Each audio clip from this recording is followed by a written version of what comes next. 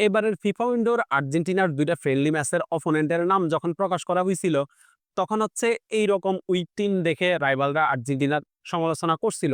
খোদ অনেক আর্জেন্টাইন ফ্যানকে দেখছি যারা আর্জেন্টিনার সমালোচনা করতেছে এবং স্কালোনির সমালোচনা করতেছে। তাদের মতে স্কালোনির কিছু ল্যাকিংস আছে, যেগুলা আর্জেন্টিনা কোনো স্ট্রং অপোনেন্টের এগেইনস্টে খেললে স্কালোনির এই ল্যাকিংসগুলা সবার চোখে পড়বে। সবাই স্কালোনির সমালোচনা করবে। আর আর্জেন্টিনা যখন এরকম উইক টিমের এগেইনস্টে খেলবে, তখন হচ্ছে আর্জেন্টিনা খুব সহজে ম্যাচ জিতবে। স্কালোনির এই ল্যাকিংসগুলো কারো চোখে পড়বে না, আর স্কালোনির সমালোচনা কেউ করবে না। তাদের উদ্দেশ্যে আমি বলবো যে ভাই, স্কালোনি আর্জেন্টিনাকে নিয়ে লাস্ট কয়েক বছরের যে সাফল্য পাইছে, সেটা কিন্তু ল্যাতিন এবং ইউরোপের বিগ টিমগুলাকে হারিয়েই। সো স্কালোনির সমালোচনা করার মতো আসলে কিছুই নেই। স্কালোনি যেটা চিন্তা করছে, সেটা কিন্তু সে ভেবেচিন্তেই করছে।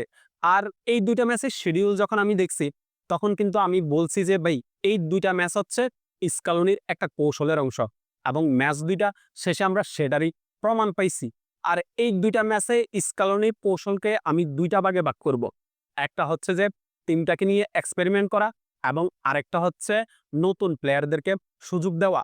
শুরুতে যদি আমরা এক্সপেরিমেন্ট নিয়ে কথা বলি, স্কালোনি আর্জেন্টিনাকে নিয়ে আসলে ওইভাবে এক্সপেরিমেন্ট করার সুযোগ পাইনি। কারণ এর আগে আর্জেন্টিনা ওয়ার্ল্ড কাপ কোয়ালিফায়ারের ম্যাচ খেলছিল।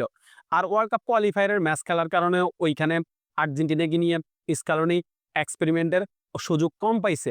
আর এক্সপেরিমেন্ট করতে গেলে কিন্তু আপনাকে এরকম উইক টিমে লাগবে। আপনি স্ট্রং অপোনেন্টের এগেইনস্টে আপনি চাইলে এক্সপেরিমেন্ট করতে পারবেন না। কারণ ওইসব ম্যাচে অনেক প্রেশার থাকে। ওইখানে খুব ইজিলি যেকোনো ডিসিশন নেওয়া যায় না। আর যখন এরকম আপনার উইক টিমের এগেইনস্টে খেলবেন, তখন হচ্ছে আপনি খুব সহজেই যেকোনো সিদ্ধান্ত নিতে পারবেন এবং খুব ভালোভাবে এক্সপেরিমেন্ট করতে পারবেন। যেটা হচ্ছে আমরা ২টা ম্যাচেই দেখছি। স্কালোনি ফুলব্যাক পজিশনে এক্সপেরিমেন্ট করছেন এবং মিডফিল্ডেও আমরা তাকে এক্সপেরিমেন্ট করতে দেখছি। সো স্কালোনি যেটা চাইছেন তিনি সেটাই করছেন। আর নতুন প্লেয়ারদের সুযোগ নিয়ে আমি বলব যে ভাই, আপনি যখন কোনো নতুন প্লেয়ারকে সুযোগ দিবেন, তখন কিন্তু আপনাকে এরকম উইক টিমই বেছে নিতে হবে। আপনি একটা স্ট্রং টিমের এগেইনস্টে যখন তাদেরকে নামিয়ে দিবেন, তখন তাদের উপরে বাড়তি একটা প্রেশার থাকবে।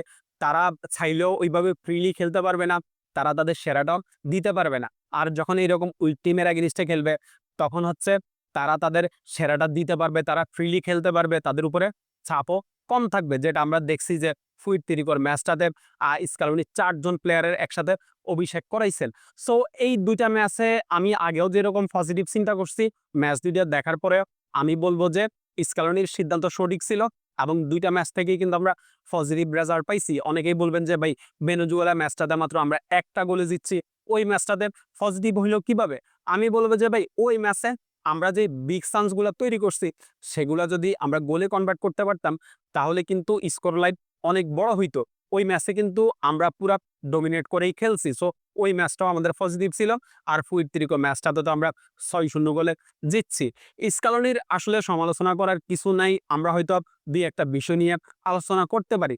কিন্তু স্কালোনির সমালোচনা করার কিছু নেই। কারণ স্কালোনি আর্জেন্টিনার জন্য যেই সিদ্ধান্তটা নিবেন, সেটা কিন্তু আর্জেন্টিনার ভালোর জন্যই নিবেন। স্কালোনির উপরে আমাদের পূর্ণ ভরসা আছে। ধন্যবাদ সবাইকে।